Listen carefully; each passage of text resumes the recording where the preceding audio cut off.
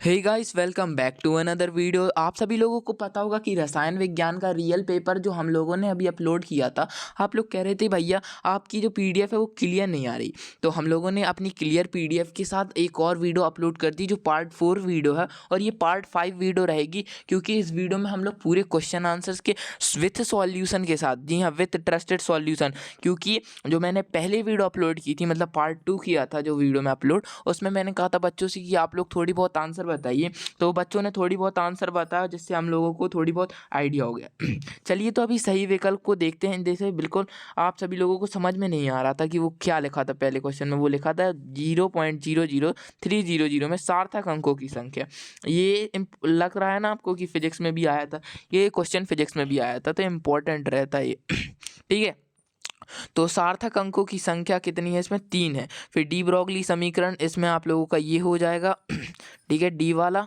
और आप लोगों का फिर समस्थानिक में निम्न में से संख्या समान है तो उसकी प्रोटॉनों की आधुनिक आवर्त सारणी में कितने वर्ग है? वो 18 वर्ग है। सर्वाधिक विद्युत ऋणी तत्व होता है एफ। फिर है सर्वाधिक विद्युत ऋणी तत्व, वही एफ आ जाएगा। Same to same question repeat हुआ है यहाँ पर। और एस एस अति व्यापन में कौन सा बंध निर्मित है? तो इसमें सिग्मा बंध निर्मित है। तो अब आप लोगों के यहाँ पर ये सारे के सारे आंसर रहे। देखिए, पहले में 3 आएगा, फिर दूसरे में आप लोगों का आएगा H/mc², फिर है आप लोगों का दूसरे में प्रोटॉन, फिर 18, फिर F है, और आप लोगों का फिर आएगा लास्ट में सिग्मा बंध।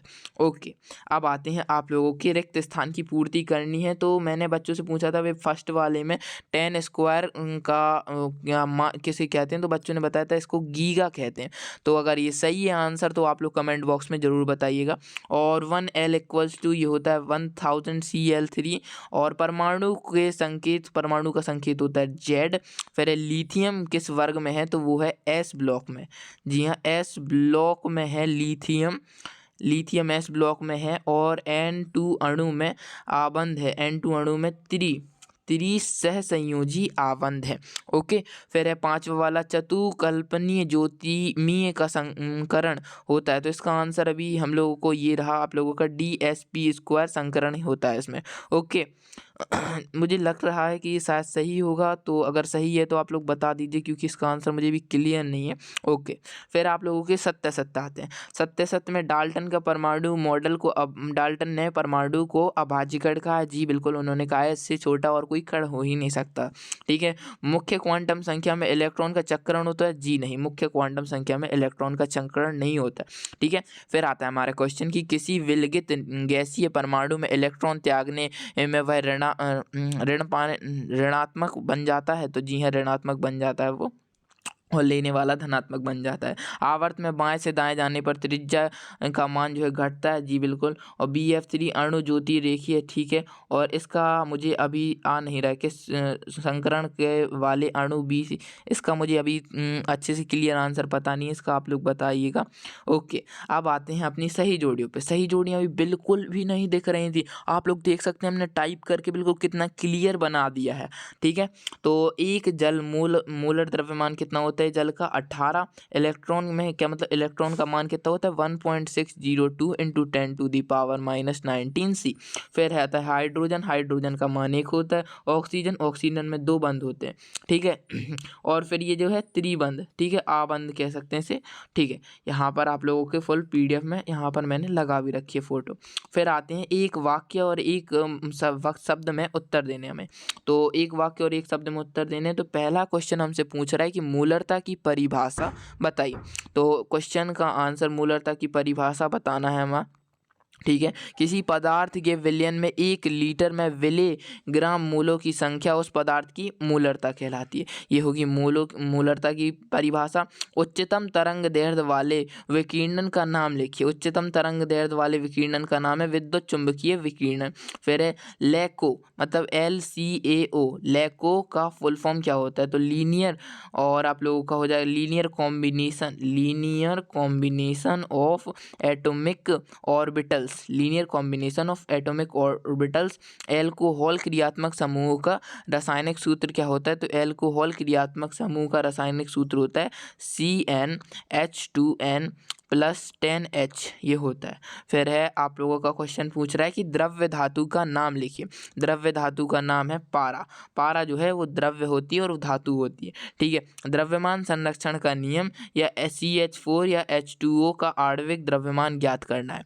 तो आंसर लिखेंगे कि आप लोग कि CH4 व H2O का आणविक द्रव्यमान ज्ञात कीजिए। CH4 का मोलर द्रव्यमान क्या होता है, तो C का मोल अणुभार होता है 12, H का अणुभार होता है 1, H कितने हमारे पास 4, तो 12 + 4 हो गए 16 AMU, ठीक है। फिर आता है हमारा जल। जल में H कितना है हमारे पास 2 H हैं और ऑक्सीजन का अणुभार होता है 16, 16 + 2 हो गए हमारे 18।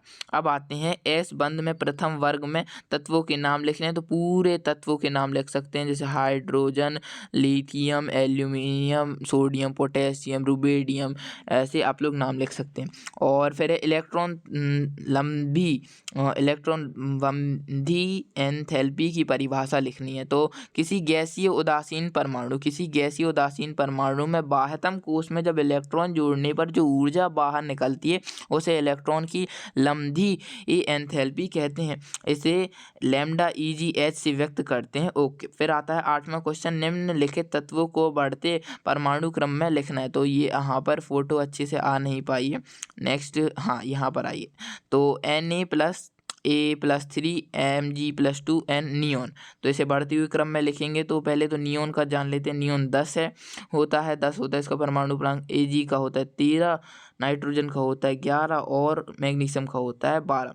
तो अगर एल्यूमिनियम +3 तो सबसे बड़ा होगा, फिर मैग्नीशियम +2 सबसे उसके बाद सेकंड बड़ा होगा, मैग्नीशियम सोडियम +1 तो ये हो जाएगा आप लोगों का थर्ड बड़ा, और नियोन जो होगा, जो नोबल गैस है, वो रहेगा लास्ट में, बेचारा छोटा सा है 10 नंबर वाला, ठीक है। और फिर आता है निम्नलिखित तत्वों को बढ़ते हुए परमाणु क्रम में, वही है।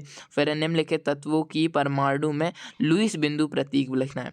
तो लुईस बिंदु प्रतीक आप लोगों की हो जाते हैं जो लास्ट ऑर्बिटल में आप लोगों के जितने परमाणु बचते हैं उसी को हम लुईस ऑर्बिटल कहते हैं, लुईस ऑर्बिटल।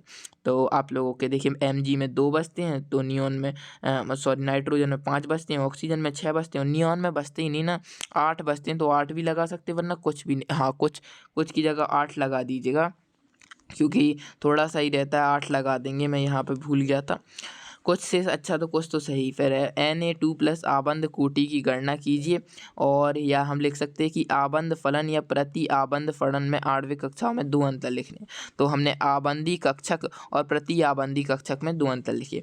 तो ये तरंग फलनों के योग के अति व्यापन से बनता है, और ये तरंग फलनों के व्यापन के व्याकलन के अति व्यापन से बनता है। यानी कि जो त्रिशूल जैसा चिन्ह है B बराबर त्रिशूल जैसा चिन्ह A बोले तो इसको, हाँ ऐसे आप लोग बताइएगा इसे कहते क्या है। रोमन भाषा का एक प्रतीक है, ये आप लोगों को मैं बता दूं, थोड़े सा हिंट दे दूं। ओके, फिर आता है आप लोगों का सेकंड वाला, ये कक्षक अणु में स्थिति बनाती है, और ये कक्षक अणु में स्थिति अस्थायी स्थिति बनाती है। फिर इनकी ऊर्जा का मान परमाणविक कक्षाओं की कुल ऊर्जा का योग के कम होता है, और इनकी ऊर्जा का मान परमाणविक कक्षाओं की कुल ऊर्जा के योग से अधिक होता है। तो 2 लिखने तो हमने 3 कर दिए, ठीक रहता है, क्योंकि एक्स्ट्रा नंबर तो मिलने नहीं है, अगर गलत हो गया 1 पॉइंट तो मतलब बैकअप हो जाता है। फिर निम्नलिखित क्रियात्मक समूह की पहचान करनी है, या एल्डिहाइड या ईथर की क्रियात्मक समूह को सूत्र लिखने। तो एल्डिहाइड और इसके हम सूत्र लिख देते हैं। एल्डिहाइड का होता है CH और ओके, और फिर आप लोगों का आता है COC, फिर आप लोगों का ये हो जाएगा ओके। फिर आप लोगों का आएगा कि 12 नंबर में आप लोगों का है निम्नलिखित संघीय सूत्रों को पूर्ण संरचनात्मक सूत्रों में लिखिए। तो आप लोगों को इनके आंसर मुझे अभी मिल नहीं पाए हैं, अगर आपको मिल जाएंगे तो मेरे व्हाट्सअप नंबर पर आप लोग मैसेज कर सकते हैं 6260296833। इस नंबर पे आप लोग मैसेज कर सकते हैं 6260296833। इस नंबर को आप लोग स्क्रीनशॉट ले लीजिए, और इस नंबर पे अगर आप लोगों को ये 12वें वाले क्वेश्चन का आंसर मिलता है तो मुझे प्लीज़ सेंड कर दीजिएगा, ठीक है। फिर एक गुणित अनुपात के नियम को उदाहरण से समझाना है, और मूलर परिभाषित कीजिए। जब 152 मोल हीलियम में परमाणु में स्थित हों ठीक है। तो अब आता है बहुत बच्चे बहुत ज़्यादा फ़ोन कर रहे हैं आज, ठीक है। फेरेहुंड के नियम एक उदाहरण से समझाइए और निम्नलिखित तत्वों का इलेक्ट्रॉनिक विन्यास लिखना है। तो सबसे पहले 13वां वाला क्वेश्चन देखते हैं आप लोगों का। तो जब दो तत्व आपस में संयोग करते हैं तो दो या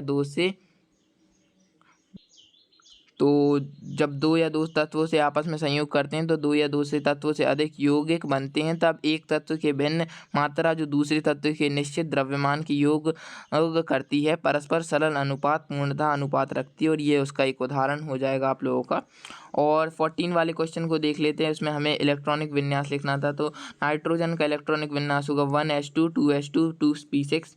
पोटेशियम का होगा मतलब फास्फोरस का होगा 1s2 2s2 2p6 3s2 3p3। फिर Cr का होगा आप लोगों का 1s2 2s2 2p3 2p6 3s2 3p6 और 3d5 और 4s1, ठीक है। तो ये आप लोगों के सूत्र हो जाते हैं। हाँ, यहाँ पर आप लोगों का 15वां वाला सवाल कहाँ गया? हाँ, ये रहा। आयनन एंथैल्पी परिभाषित कीजिए व इसके आवर्त व वर्ग में कौन सा परिवर्तन अथवा संक्रमक तत्व, इनकी कोई 3 विशेषताएं लिखनी है। तो आयनन एंथैल्पी लिख सकते हैं हम। आयनन एंथैल्पी गैसीय अवस्था में किसी तत्व के विलगित परमाणु में एक इलेक्ट्रॉन निकलने की अवस्था निम्नांतिम ऊर्जा की आयनन एंथैल्पी कहलाती है। मतलब गैसीय अवस्था में जब कोई तत्व विलगित परमाणु में से एक इलेक्ट्रॉन निकालने के लिए आवश्यक निम्नांकित ऊर्जा को आवश्यक निम्नांकित जो सबसे छोटी ऊर्जा रहती है उसे ही हम आयनन एंथैल्पी कहते हैं। इसे ईवी से प्रदर्शित करते हैं। और इसे आवर्त कालनी में आवर्तिता, तो इसमें आवर्त में परमाणु आकार कम हो जाता है अतः बाएं से दाएं आयनन एंथैल्पी में वृद्धि एवं वर्ग में परमाणु आकार में वृद्धि के कारण ऊपर से नीचे आयनन एंथैल्पी में कमी होती है, ठीक है। तो यहाँ पर 15 क्वेश्चन तक आंसर मैंने 15 क्वेश्चन तक आंसर की आप लोगों को प्रोवाइड कर दिए। नेक्स्ट आंसर आप लोगों को नेक्स्ट वीडियो में प्रोवाइड किए जाएंगे। तब तक वेट कीजिए। Stay healthy. और PDF चाहिए तो व्हाट्सएप ग्रुप ज्वाइन कर लो, जिसकी लिंक आप लोगों को मिल जाएगी डिस्क्रिप्शन में।